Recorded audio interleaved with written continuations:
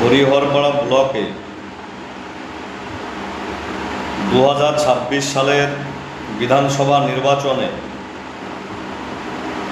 আমজনতা উন্নয়ন পার্টির একদম বুথ স্তরের কর্মী থেকে ব্লক স্তরের কর্মী নেতৃত্বরও যারা জান প্রাণ দিয়ে মেহনত করেছিলেন, পরিশ্রম করেছিলেন, এত অল্প টাইমের দল, 20-25 দিনের ভোট প্রচারের টাইম, সেই টাইমে যারা বিধানসভা নির্বাচনে ভোটটা তুলেছিলেন,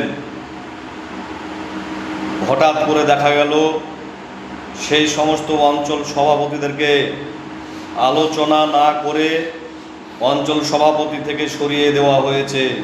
দেখুন, আমি একজন হরিহরপাড়া ব্লকের এই মাটিরই ছেলে, আপনাদের ঘরেরই ছেলে। অনেকে হয়তো দল পরিবর্তনের কথা আপনারা বলেন, তবে আপনারা একটু চিন্তা ভাবনা করে দেখবেন, এই হরিহরপাড়া ব্লকে যদি একদম বুথ স্তরের নেতা থেকে ব্লক স্তরের নেতা, সেই সঙ্গে জেলা স্তর এবং রাজ্য স্তরের নেতা, সবাই যদি আমরা বিচার বিশ্লেষণ করি, দেখবেন এই রাজ্যে কংগ্রেসও সরকারে ছিল, তখন নিশ্চয়ই কিছু মানুষ কংগ্রেস করেছে, কিছু মানুষ বিরোধী দল করেছে। আবার সিপিএম যখন ক্ষমতায় ছিল তখন দেখবেন বিরোধী দলও করেছে সিপিএমের পাশাপাশি। আবার তৃণমূল ক্ষমতায় ছিল, তারা আবার দেখবেন সরকার থেকে পড়ে গেছে। তাহলে সর্বশেষ যেটা দাঁড়ালো, এই হরিহরপাড়া ব্লকের সঙ্গে আপ টু স্টেট পর্যন্ত যারা বিগত দিনে দল করেছেন, আবার এই মানুষই সরকারগুলোকে ভোট দিয়ে পরিবর্তন করেছেন। তাই আমি বললাম, বুথ স্তর থেকে একদম রাজ্য স্তর পর্যন্ত আমরা যদি সবাই আপন আপন বিচার বিশ্লেষণ করি, তাহলে দেখবেন প্রায় 190% নেতা কিন্তু দল পরিবর্তন করেছে, একদম বুথ স্তর থেকে, বুথ স্তরের নেতা থেকে। তো আমি এই কথাগুলো বলতে বাধ্য হচ্ছি। দেখুন, আমি নিজেকে জাহির করছি না, আমি আবারও বলছি, আমি খুবই সাধারণ পরিবারের ছেলে। আমার টোটাল পরিবারের মধ্যে কোনো রাজনৈতিক লিডার নেই, সবাই বিজনেসম্যান, ঠিক আছে? তো আমি রাজনীতিতে এসেছিলাম এবং আমি নিজেকে কোনো সময় বড় করি না, কারণ রাজনীতিতে একমাত্র মানুষই হচ্ছে শক্তি, আর এই মানুষই নেতা বানায়, এই মানুষই সরকার বানায়। তাই আমি যেটুকু রাজনীতিতে হোল্ড করেছি সবটাই সাধারণ মানুষের দয়ায় এবং দোয়াতে। আমি কথাগুলো প্রথমেই বলে নিলাম যে আমি নিজেকে কোনো সময় বড় ভাবি না, কারণ লোকে যে বড় বলে বড় সে হয়, নিজে যে বড় বলে বড় সে নয়। তো আমি কথাগুলো তুলতে বাধ্য হচ্ছি। এই আমজনতা উন্নয়ন পার্টি গঠন হওয়ার পরেই যে আমি নতুনভাবে রাজনীতিতে এসেছি সেটা নয়, কারণ আমিও ছাত্র জীবন থেকে রাজনীতি করেছি। এই জন্যই আপনাদের সামনে তুলে ধরলাম যে আমি নিজেকে কোনো সময় বড় ভাবি না। তাই যে কথাগুলো আমি বলবো সেগুলো আপনারা কেউ মাইন্ডে নেবেন না বা ভুলভাল কমেন্ট করবেন না, এটা আমার ব্যক্তিগতভাবে অনুরোধ, কারণ আমি আপনাদের ঘরেরই ছেলে। আর রাজনীতিতে অনেকেই দল পরিবর্তন করেছে, সেটা আমাদেরও জানা, কিন্তু আমরা দলটা পরিবর্তন করেছি অন্যায়ের বিরুদ্ধে লড়তে লড়তে। আমরা কোনো সময় শাসক দলের স্বাদ পাইনি। যদি লোভী হতাম তাহলে নিশ্চয়ই সিপিএম ক্ষমতায় ছিল, সিপিএম করতাম। আজকে বিজেপি ক্ষমতায় এসছে, বিজেপি করতাম। তৃণমূল ক্ষমতায় ছিল, তৃণমূলও দলটা করতাম। কিন্তু আমরা বা আমাদের সঙ্গে আপনারা সকলেই জানেন যে এই আমজনতা উন্নয়ন পার্টি গঠন হওয়ার পরেই আমরা যে রাজনীতিতে এসেছি সেটা কিন্তু নয়, কারণ আমরাও ছাত্র জীবন থেকে রাজনীতি শুরু করেছি।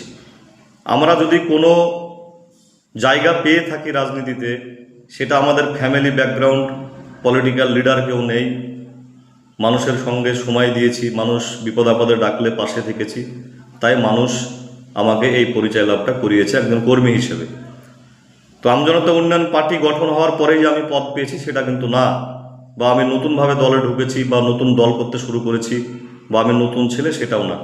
আমার বয়স যখন 18-19 বৎসর, তখনই আমি আমতলা কলেজে কংগ্রেস দিয়ে জীবনটা শুরু করেছিলাম। তো আপনার ক্ষেত্রে এই বার্তাটা দিচ্ছি, আপনার দলের দয়ায় বা আপনার দয়ায় আমি রাজনীতিতে উঠে আসিনি। আমি উঠে আসলে সাধারণ খেটে খাওয়া মেহনতি শুভবুদ্ধি সম্পন্ন মানুষের দোয়া এবং দয়ায় আমি উঠে এসেছি। তো আমতলা কলেজে যখন আমাকে কংগ্রেস ভোটে দাঁড় করালো, সেই দিনও first year, second year, third year মিলে প্রায় 56 কি 57খানা ক্যান্ডিডেট ছিল। সালটা ছিল 2006-07 সাল। তো গোটা কলেজে এসএফআই জিতেছিল। সেই দিনও আমি ছাত্র পরিষদ থেকে একাই জয়লাভ করেছিলাম। কথাগুলো বলতে বাধ্য হচ্ছি কিছু কারণের জন্য। আমি নিজেকে আবারও বলছি, আমি নিজেকে জাহির করছি না। মানুষের দয়া দোয়া না থাকলে ওঠার সম্ভাবনা রাজনীতিতে, এবং আমি খুবই সাধারণ পরিবারের ছেলে। তো জয়লাভ করার পরে আমি হরিয়ারপাড়া ব্লকের ছাত্র পরিষদের দায়িত্ব পালন করেছি, যুব কংগ্রেসের দায়িত্ব পালন করেছি। আমি কংগ্রেসের ব্লক সভাপতিও দল আমাকে করেছিল মানুষের দয়ায় দোয়ায়। পঞ্চায়েত সমিতির, আপনারা জানেন 2023 সালে তৃণমূল কংগ্রেসের কোদালের ডামাটের সঙ্গে মাস্তান বাহিনীর তাণ্ডবকে রুখে দিয়েও, সাধারণ মানুষ রুখে দিয়ে আমাকে পঞ্চায়েত সমিতির মেম্বার করেছিল। এবং পঞ্চায়েত সমিতির বিরোধী দলনেতা আজকের দিনেও আছি, এবং দল আমাকে কংগ্রেসের ব্লক সভাপতি করেছিল।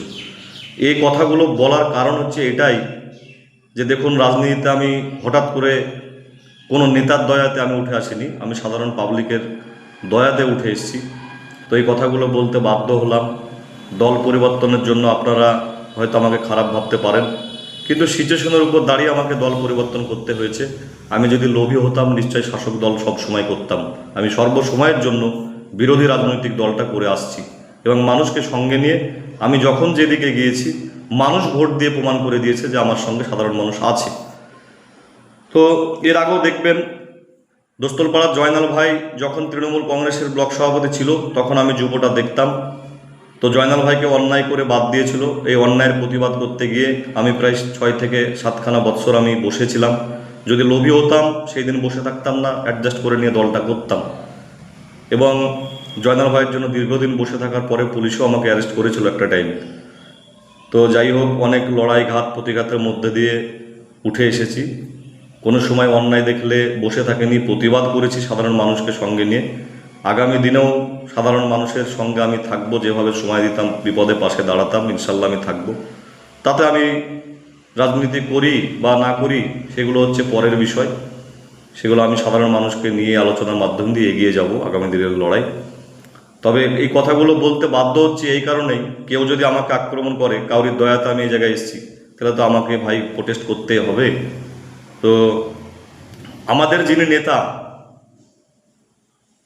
হুমায়ুন কবির সাহেব, চেয়ারম্যান সাহেব, উনি বিধানসভায় দাঁড়িয়ে বলেছিলেন যে এই বাবরি মসজিদকে ইস্যু করিয়ে, এই বাবরি মসজিদের কারণে বিজেপি আজকে ক্ষমতায় এসেছে, এবং আগামী 2029 সালের লোকসভা নির্বাচনে এই বাবরি মসজিদকেই ইস্যু করে, এই বাবরি মসজিদেরকে টেনে তুলে নিয়ে এসে আগামী দিনে আমি কতটা মাইলেজ পাই এবং বিজেপি কতটা মাইলেজ পাই সেটা আপনারা দেখবেন। এই কথাও বলেছে।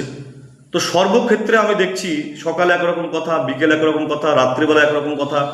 কথার সঙ্গে রাজনৈতিক বা সাংগঠনিক বা নীতি আদর্শের কোনো মিল খুঁজে পাওয়া যাচ্ছে না। কখন কি বলে কোনো ঠিক নেই। তাই আপনাদের সামনে আজকে আমি আসতে বাধ্য হলাম। এইসব কথাবার্তা ভুলভাল কথাবার্তা, এবং আমরাও শিক্ষিত ছেলে। বাবরি মসজিদের কোনো সময় আমরা বিরোধিতা করব না। বাবরি মসজিদের সমর্থনে আমরা সর্বসময়ের জন্য থাকব, কারণ বাবরি মসজিদ হচ্ছে আমাদের আবেগ। কিন্তু বাবরি মসজিদকে ইউজ করে কেউ রাজনীতিতে ফয়দা তুলবে, সেটা কিন্তু আমরা মেনে নেব না। আর আমরা এই দলটা বাবরি মসজিদের কারণেই, আবেগের কারণেই করতে গিয়েছিলাম। যখনই দেখলাম যে এর মধ্যে গালাতি, এর মধ্যে একটা খেলা চলছে, সেইটা বুঝতে পেরে আমরা তীব্র প্রতিবাদ জানিয়ে এই জায়গা থেকে আমরা প্রতিবাদ করতে শুরু করেছি, এবং অনেকটা সাইলেন্ট মুড হয়ে গেছে। তাই আগামী দিন অপেক্ষা করুন। হরিয়ারপাড়া ব্লকের মানুষের সঙ্গে যেভাবে থেকেছি, সততার সহিত থাকার চেষ্টা করেছি। অন্যায় দেখলে প্রতিবাদ করেছি। কাউরির কিছু করে দিতে না পারলেও কেউ বলতে পারবে না যে বিজয় কাউরির কাছে 10,000 টাকা নিয়ে থানায় বা হসপিটালে বা যে কোনো ক্ষেত্রে টাকা তুলেছে রাজনীতি জীবনে, সেই রেকর্ড বিজয়ের নেই। যথেষ্ট সততা নিয়ে রাজনীতি করেছি। তাই আগামী দিনে আপনারা একটু অপেক্ষায় থাকুন। আমি যেটাই করি না কেন, যাই করি না কেন, আপনাদের সঙ্গে আলোচনা করেই করব। এবং আবারও করজোড়ে অনুরোধ রাখছি, দেখুন আমরা যদি লোভী হতাম, দল পরিবর্তন করলেও যখন যে শাসক দলে ছিল সেই দল করতাম। আমরা কিন্তু সেটা করিনি।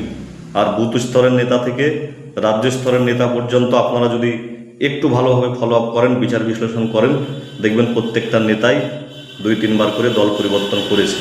তাই আমি যদি চলার পথে ভুল করে থাকি, তারপরেও আপনারা আমাকে ক্ষমা করবেন, এই আশা আকাঙ্ক্ষা আমি রাখছি। সকলে ভালো থাকবেন, সুস্থ থাকবেন। আপনি কি income tax, GST, company registration, trademark করতে চাইছেন কিন্তু কোথায় যাবেন বুঝতে পারছেন না?